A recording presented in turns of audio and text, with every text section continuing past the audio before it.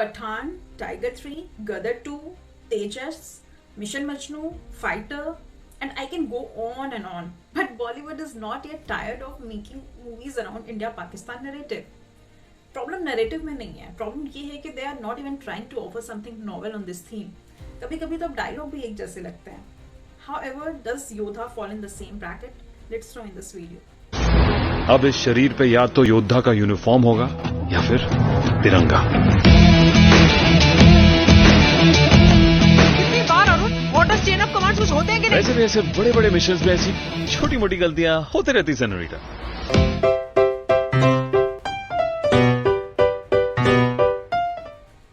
One thing which matters most for me while watching a film is that somehow I feel connected to the story or the characters or the situations. अगर कहानी मुझे अंत तक बांध कर रख लेती है तो I feel happy that film works for me. सागर आमरे और पुष्कर ओझा की योद्धा somehow manages to do that. Although it falters in bits and parts on script level, लेकिन कहानी में इतने layers हैं कि आप इसमें invested रहेंगे. I wonder इस फिल्म के प्रमोशन इतनी ढीली क्यों रही थी? क्योंकि better promotion could have helped the film to get more audience to the theaters. एक सीन के दौरान सिद्धार्थ मल्होत्रा विलन से कहते हैं तो भूल गया इस पिक्चर का हीरो मैं हूँ. खैर, ये बात डायरेक्टर आपको पूरे 2 घंटे नहीं भूलने देंगे. योद्धा की कहानी है एक स्पेशल टास्क फोर्स की जिससे देश की सिक्योरिटी से जुड़े खास मिशन की जिम्मेदारियां दी जाती हैं. अरुण कात्याल प्लेड बाय सिद्धार्थ मल्होत्रा इस टीम के कमांडर सॉर्ट ऑफ हैं और देश के लिए किसी भी हद तक जाने का इरादा रखते हैं. लेकिन एक फ्लाइट हाईजैक मिशन के दौरान अरुण को हार का सामना करना पड़ता है. सरकार उनके खिलाफ एक्शन लेती है और योद्धा से उन्हें सस्पेंड कर देती है. इसके बाद कहानी कुछ साल आगे बढ़ती है और फिर अनजाने ही वह अरुण एक बार फिर एक फ्लाइट हाईजैक की घटना से जुड़ जाता है.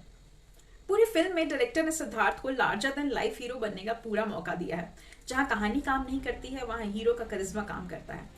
And I would not lie, but Siddharth Malhotra shines in some of the action sequences. Most of the action choreography here will engage you. खासकर सिद्धार्थ और दिशा पाटनी के बीच कॉकपिट में एक एक्शन सीन फिल्माया गया है. That will impress you.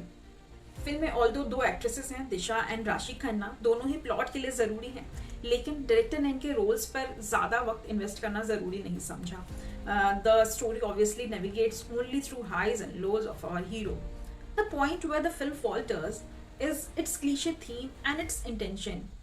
Kashmir एक business है, ये वॉर कभी रुकेगी नहीं, and there is a group that never wants peace between both the countries, India and Pakistan.